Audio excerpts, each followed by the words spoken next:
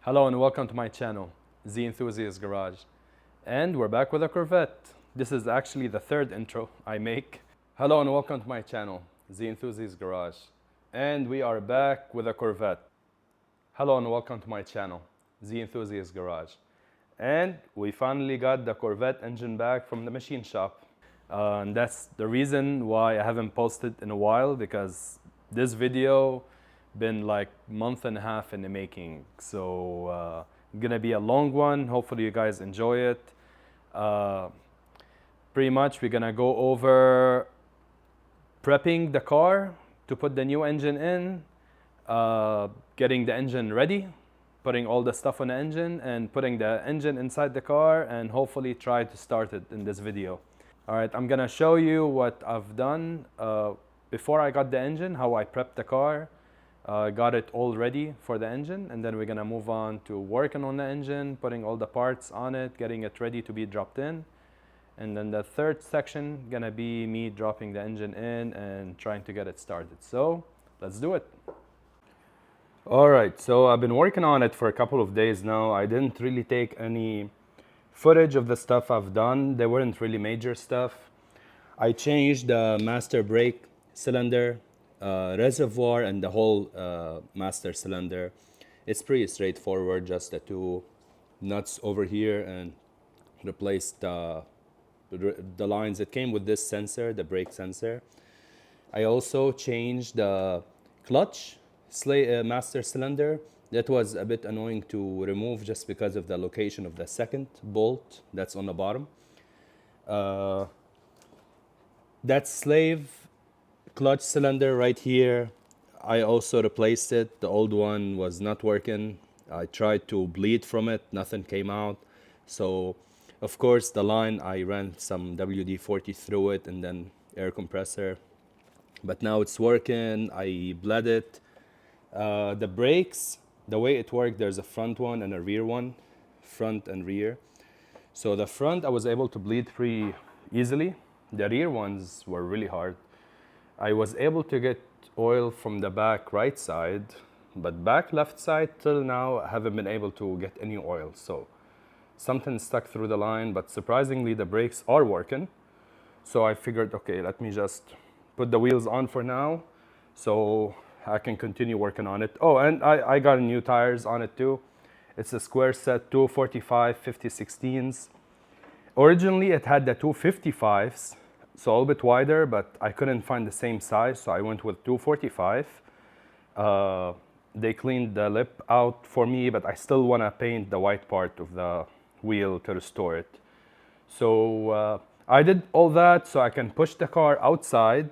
The plan is to push it outside and deep clean the engine bay. As you guys can see, the engine bay is disgusting right now.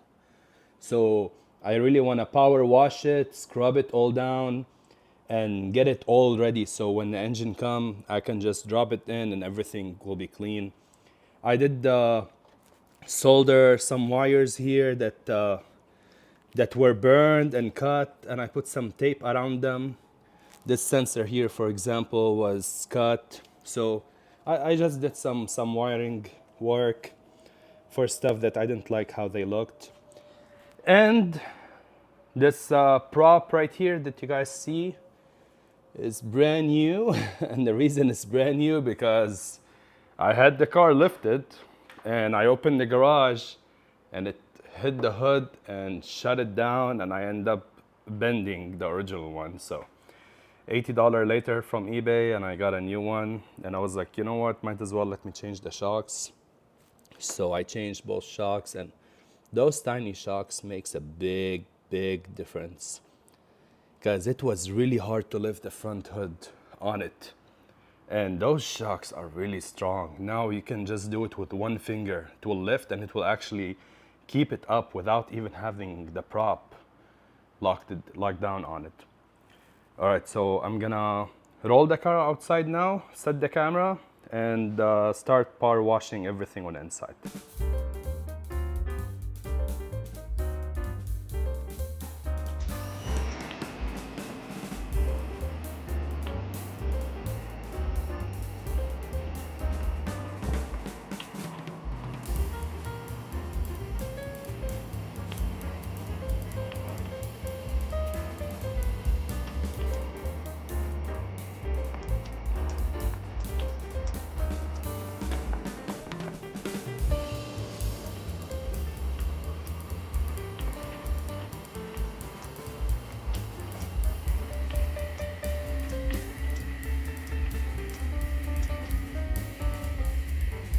And we finally got the Corvette engine back from the machine shop. It's been like a month and a half now.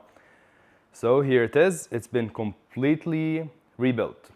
New heads, new springs, new valves, new pistons, main bearings, rod bearings, seals, harmonic balancer, crankshaft, camshafts, everything's brand new in this engine now. So pretty much it's like a brand new 0 miles engine that came out back in 1986. We're gonna start putting everything back on the engine. I have a lot of parts I need to put on, new valve covers, the plenum, new injectors, the rail, new water pump, and also I want to do an EGR delete, so we're gonna do that. I'm gonna be cutting all the EGR piping from the manifolds, exhaust manifolds, and blocking off all the EGR ports on the intake over here. So let's get to it. All right, so here's the original valve covers, and this is they are looking like that because I spent almost a whole weekend cleaning them, sandblasting them. I started by power washing them, then I ran them through the wire wheel, the bench grinder I have, and they still didn't clean up, so in the end I put them through the sandblaster, and that took me forever. But the result looked really nice.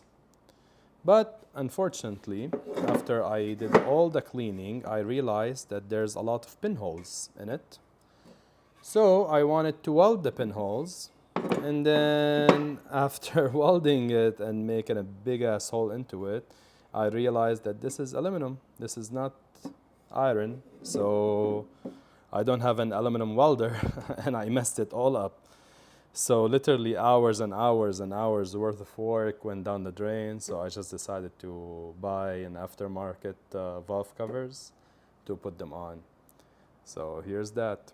All right, so we're gonna start by putting the new valve covers on. The new valve covers, they don't have an oil fill cap, which is, I find it a bit weird, but this hole right here gonna go to this valve, and this hole right here gonna go into the intake plenum. So there are aftermarkets. They are always gonna be a little bit different than the stock ones. Here's the stock ones.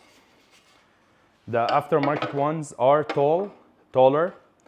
So if you have to match the holes for the breather valve, this is the original one. It have the oil cap. Aftermarket don't. So of course, there's a reason why I'm not using the original valve covers, and it's because of this massive hole right here. All right, so here's the new thermostat, and I'm gonna drop a small line of RTV before I put the paper gasket.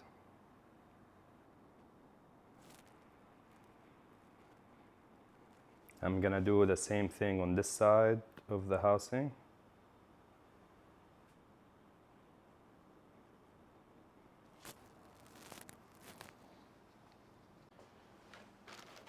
All right, so I got this very nice tool here, a new camera. I don't know if you guys remember in the first video, I had the old camera that sucked. So now I have this new camera that I'm gonna use and just take a look at the pistons and everything inside. So this right here is cylinder 1. And here's the valves, brand new valves.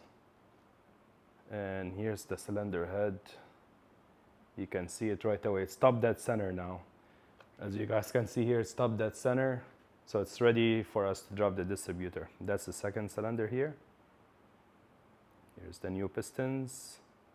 All the chambers are bored and clean. Here's the valves are over here. Cylinder number 3. Same thing. I love this camera because you can move around with this analog stick. It's a very nice camera. I am gonna link it down below in the description. Here's the 4th cylinder. That's some oil over here. Everything is looking super clean. All right, so here's the new distributor. I don't know if you guys remember, but the last one I had to break into pieces to remove, so I got a new one. So the new cap doesn't tell you what cylinder numbers are, and it need to be pointing at cylinder number 1. So I still have this from the old distributor, and it goes on top of it like that. And it got the numbers 2, 7, 5, 6. So cylinder 1 is over here.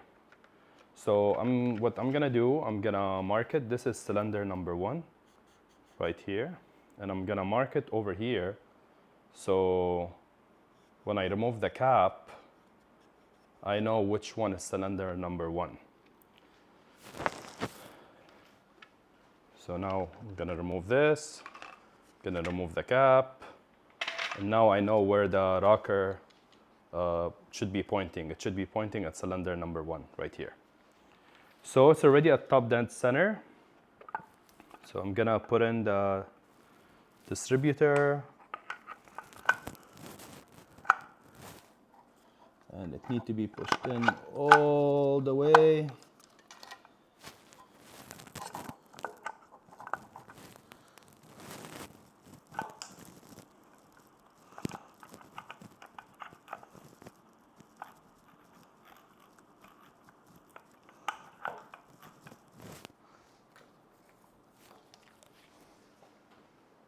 All right, so I had to keep wiggling it around. Now it's seated all the way, and it's pointing on this side.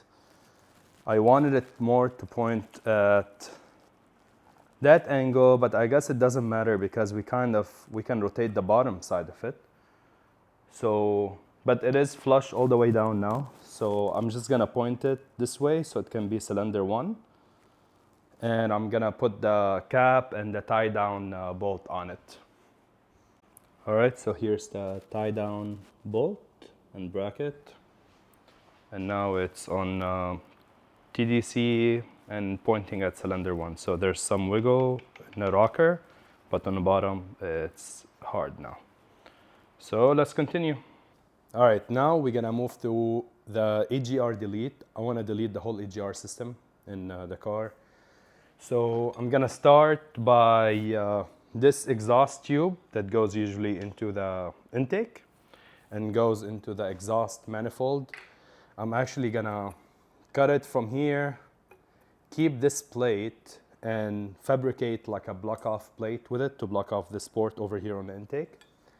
And on OEM, the original manifolds, I'm gonna cut off those tubes right here. This is part of the AGR system. I'm gonna cut them off and just close the holes with weld. So both of these exhaust manifold have the same thing. This is the second one, same thing. I'm gonna shop them off, and even this tube right here, I'm gonna shop it off and weld it and block it off. So I'm gonna set the camera and start doing that now.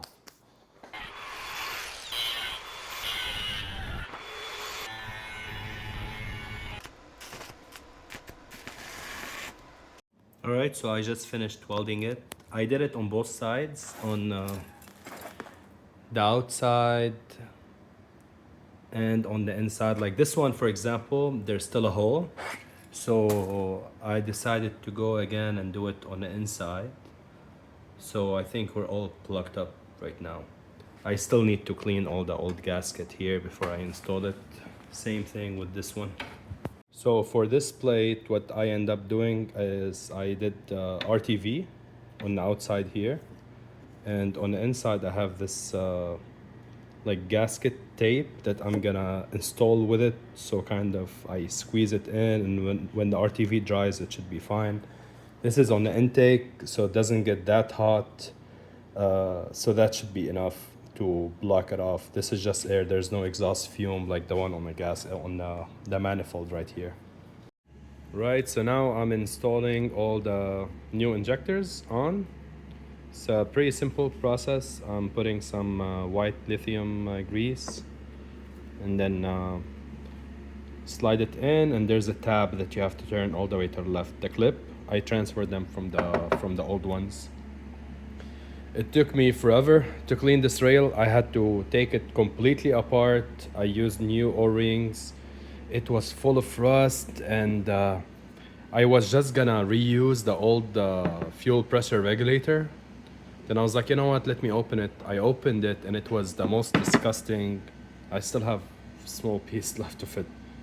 That's pretty much how it was on the inside. So I had to soak it for 2 days in a bucket of brake cleaners, and then I brushed it real good through all the tubes and everything. And now I'm gonna put all the new injectors on, and then I'm gonna put the rail on the engine. So I'm gonna get to do that now.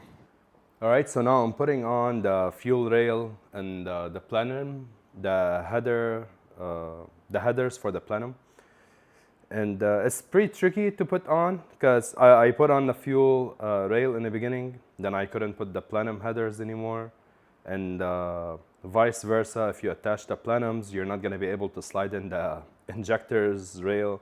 So you have to kind of put them at the same time. So now everything's very loose, and I just put them on. I'm not gonna torque the rail yet. I'm not gonna put the plenum yet.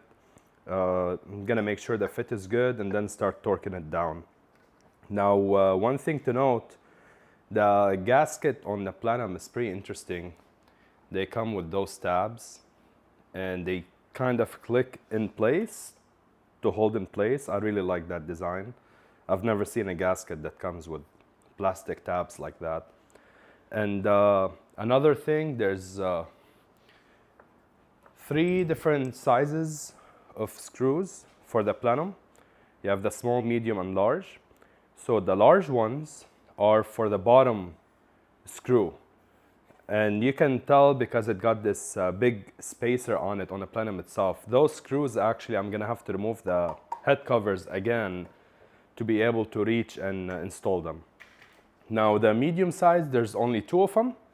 And the medium size one go from the inside right here, from the inside of the intake manifold. So there's one here and one here. And as you guys can see, everything is a very tight fit, even with the engine outside the car. I really had a hard time removing those 2 whenever the engine was still in the car. So it's still hard even with the engine outside the car. And the small one is for everything else. So I am gonna go through it now and install all the hardware, and then we'll go to the next step. So let's do it. All right, so now everything is tight. I installed the fuel rail and the plenum headers. One thing to note, there's the cold start injector that goes here. It's a bit tricky to install once you have everything in. I changed the O-ring. The first time it got pinched, so I had to replace it. But now everything's good. I'm not gonna put the top part. I'm gonna leave the top part till I have the engine inside the car and I can connect the vacuum lines, because there's one vacuum that should go here. It's just easier to reach. And there's also the sensor I need to connect, so it's better to just keep it open like that. Now I'm gonna move to the front and install the water pump. And the water pump, I actually had a lot of hard time with it because the original water pump, I don't have it anymore. The machine shop can't find it, so I bought a new one, which is not a big deal, but it's missing that fitting. I was able to find it at O'Reilly's, but the hardware is missing. All what I have are those 2 bolts that go on the right side. The left side are studs, and I don't have those studs. They don't sell them. I found them on eBay for like $50, but they looked really bad. They go over here, and they have a nut to hold the water pump in place, and then another nut to hold the accessory in place. I think the AC compressor that goes over here. So the way around it is I bought some hardware. This is the fitting on the water pump. And what I decided to do, that's the size of it. It's 3/8, 16.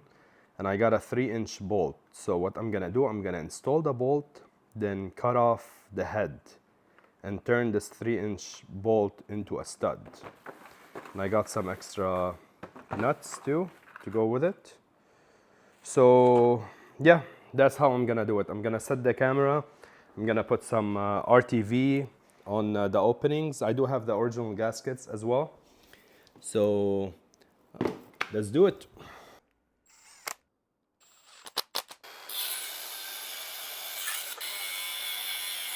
All right, so yeah, that's the idea.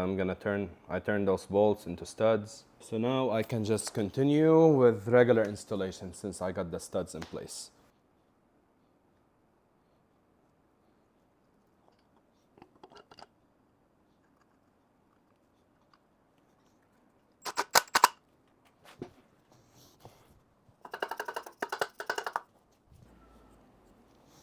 All right, so yeah, I think we're good just like that, because now I can put the bracket here and then put another nut on top of it and we should be fine.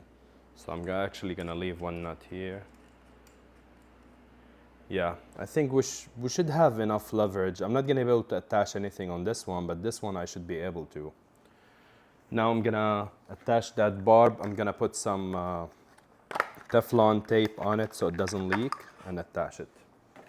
All right, so I got the engine all ready. I installed the water pump, as you guys can see. I installed the starter, the flywheel, the clutch are on, the distributor is on, fuel rail, and just the plenum headers are on. And I think it's ready to get back in the car. I have the headers. I deleted the EGR piping over here, installed the spark plugs. I'm just trying to finish as much stuff that I can outside while the engine is outside the car because I have easy access to it. So now I just prepped the car. I moved the harnesses away and everything away. I put some grease on the push bearing on the transmission fork. And I think it's ready to go. I did blow some air into the fuel lines from the fuel pump just so I can clear out all the debris that got inside the lines from this side. So they're all clear now and good to go as well. So yeah, I think the only thing left is to try to put it back in. Hopefully it doesn't give me much hard time. The goal is to center the shaft coming from the transmission into the clutch, and then line up the bell housing over here to the engine. And once that is done, then I can line up the engine mounts, which are over here, and I can slide the bolt through them. So I'm gonna get the camera closer, put some lights in this area, and see how it goes. Let's do it. All right, so I moved everything away, the power steering pump, the AC compressor, all the harnesses are out of the way, and I have a clear view of the transmission. Hopefully it doesn't give me that much hard time to push it in. I might have to lift the transmission up actually, put a floor jack and lift up the transmission. Yeah, actually I'm gonna do that.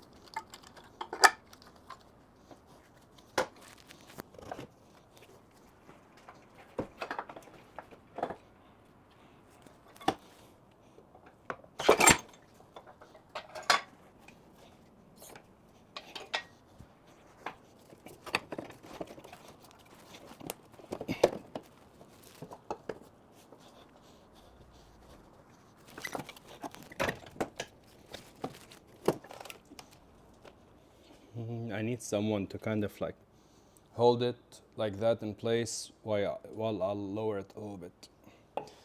think it's really difficult to do it on my own. I definitely need someone to like guide it a little bit, especially because when I release the pump, I need both hands to really control the release. So I'm gonna stop it for a second and wait until I can get someone's help to continue. All right, so I got my brother to help me. He's gonna lower the engine and I'm gonna try to guide it in place.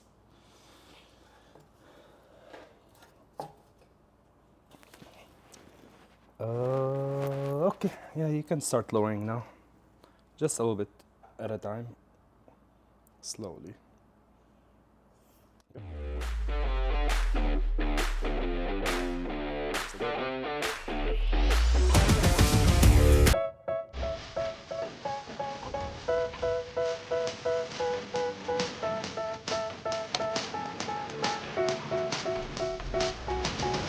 They tell me that I'm never gonna make it. They want me to do something that could make sense. They hate when I keep dreaming I'll be famous, but I don't give a fuck, I'ma keep chasing. I got all this potential that's deep inside of me, but they hate when you're successful cause they try to be. They sit there being judgmental because you're trying things, and they just want you to settle and do the right thing. So get a good job, don't slack off. Wake up every morning, make a good impression on your boss. Don't do anything that I wouldn't do, and when you're making money, make sure you don't spend it too soon. All right, so it's been 2 weeks since the last scene you saw when I was trying to wiggle it in with my brother. And I finally got it in. I had to remove the harmonic balancer on the front. I had to remove the exhaust manifolds and I had to remove the engine mounts. And still it was a struggle. I kept putting it in and it kept showing a gap, like a good 2-inch gap. It's hard to see here, it's very dark. But it took a lot of persuasion, honestly. And this is what I have on the bottom. I have the jack on the transmission. And I had to call a buddy of mine. He was under the car, kind of lifting the engine from the oil pan and wiggling it. And I was working on it from the top. And finally, I was able to put like a long bolt where the transmission is on the bell housing and start threading it in. That was the only way I can do it. When I started threading it in, that got the engine closer to the transmission, and in the end, it became flush. So now, since it's connected, I have 2 bolts connecting the transmission to the engine. They're not torqued all the way, but at least it's holding in place. They're one piece now. So now what I'm gonna do, I'm gonna install the engine mounts back because it's gonna be really difficult to line up those 3 holes. It's easier to put the engine mount on the engine and then drop it into the cradle. I'm gonna do that on both sides. I'm gonna try to install the manifold, exhaust manifold, while the engine's still raised like that. And then I'll drop both the transmission and engine at the same time and it should all be in place. So I'm gonna do that now. All right, so here's a quick update. This is the next day. I end up putting the mounts back on, like I said. And now, let me try to get an angle for you guys. Get a light. Here we go. So here's the engine mount. And as you guys can see, the engine on the passenger side is lower than the mount. So I'm gonna have to jack it up from the bottom. And on the driver's side, it's the complete opposite. This is the driver's side, and as you guys can see, it's still a little bit higher. So it took me forever to kind of wiggle it in place. And as you guys can see, this is my footprint here. I had to literally jump on top of the car and jump on the actual engine, bounce up and down for it to actually fit in place. This car is not fun to work on. It's a bitch of a job to take out the engine, put it back in. So, but the good thing is I did put all the transmission bolts to the bell housing. I was able to reach 2 of them from here. Let me see if I can get an angle for you guys. So there's one right here under the harness. You guys can see it right here. And then the second one is, let me try to zoom in on it, it's right there. So I was able to reach it with regular wrench like this, and it's small, so you can't really get too much force on it, so I start putting the 3/4 on top of it. And yeah, so 2 of them are good. The one on bottom, I did it. 2 on the left side are good. The only one left is the top one from the passenger side. I'll worry about it once I install the engine all the way. So now I'm gonna play more around with it. I'm gonna probably put a jack on the passenger side, lift it to be able to install the mount all the way.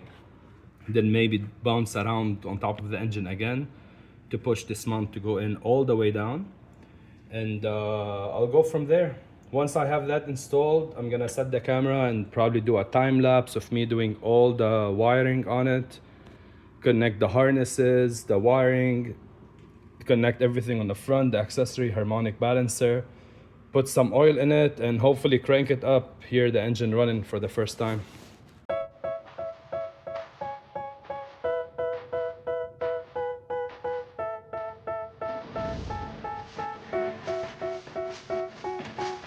They tell me that I'm never gonna make it. They want me to do something that could make sense. They hate when I keep dreaming I'll be famous, but I don't give a fuck, I'ma keep chasing.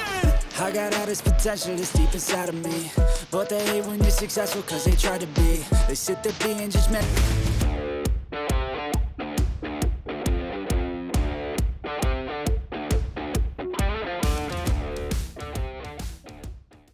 All right, so as you guys can see, engine is finally in. I have all the electrical connections connected, the bell housing bolts connected, slave cylinder, everything. All what's left to do now is put some oil in the engine. It takes 5 quarts, then I can crank it up for the first time. So I didn't add coolant to the car, and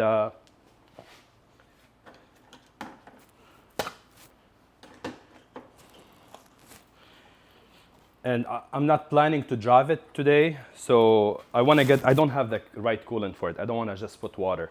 That's why I haven't added coolant yet. So for now, I'm just gonna turn it on to see if the engine works.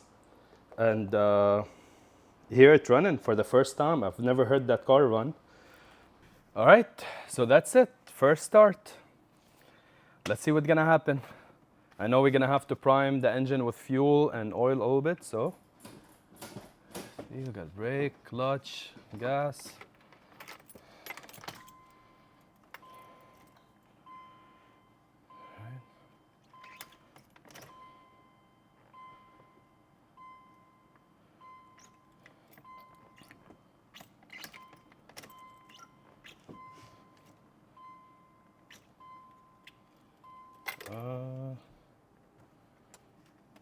It's not cranking.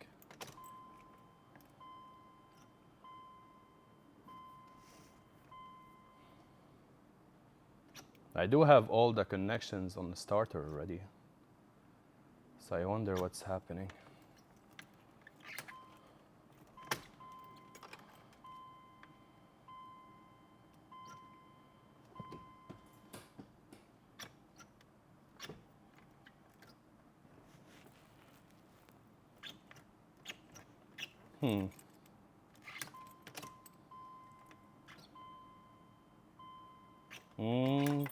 All right, let's see what I did wrong. Starter is not starting, so let's see if it's maybe a fuse or maybe the connection I have on a starter is not good. The ground or something. All right, back to the drawing board. So back to the drawing board. I checked all the ground connections and I think the starter is bad. So this is the starter. I have it hooked up to the motorcycle battery just to test it out. But you get the main positive here, and that's the solenoid that should come from the ECU to turn it on. Here's the ground. When you short this one and this one, it should start. As you can see, it's sparking, but nothing. It's not engaging, it's not starting. So O'Reilly came in clutch and sent me one right away within 2 hours. I'm really happy with the service from O'Reilly. 2 hours, I already have a new starter. So I'm gonna test it out, then put it in. All right, so here's the new starter. And I'm gonna test it out before I install it. I should ground this one with this. Here we go. Yep. That should be good. I'm gonna install it and see how it goes. All right, so unfortunately, it's still not turning on. It's not cranking. I changed the starter. I tested the starter. It's working. It's getting voltage on the car, but I'm not getting voltage on the solenoid where it sends signal to start it. I don't know if it's an ECU issue, what's going on with it. I checked the ground points twice. I moved the ground points. The one on the bell housing, I removed it and put it back. The bunch of ground cables on the engine block, I played with them as well. And I have no idea what's going on with it. I really wanted to turn on the engine before I post the video. This video I've been working on for like a month now, between waiting on the engine and getting the car prepped before I got the engine from the machine shop. And that's why it took me forever, honestly, to post. I haven't posted any content in a really long time because of all this. And I really wanted to turn it on. I was hoping that next video I can take it for a spin, but at least turn it on now. I did find a coolant leak. One of the hoses need to be replaced. And I did find a gas leak. Fuel rail is leaking. Even though I did rebuild it, I guess one of the O-rings is not sitting correctly, so I do have to disassemble some of the stuff. But I want to hear it run before I do all that. I want to hear it at least crank, run. Hey, the engine is working. That's how the exhaust sounds like. This car, I've never heard it run before. Ever since I got it, I never heard it run. I don't know if the transmission's good. I don't know anything. If the differential is good. So this is it for this video. Thank you guys for watching. If you guys know why it wouldn't be starting, please leave a comment down below. Help me out. I checked the ground points. I checked the security thing with the key. It's not the key security transistor thingy. So if you guys know about it, please contact me. And thank you guys for watching, and see you next one. Bye.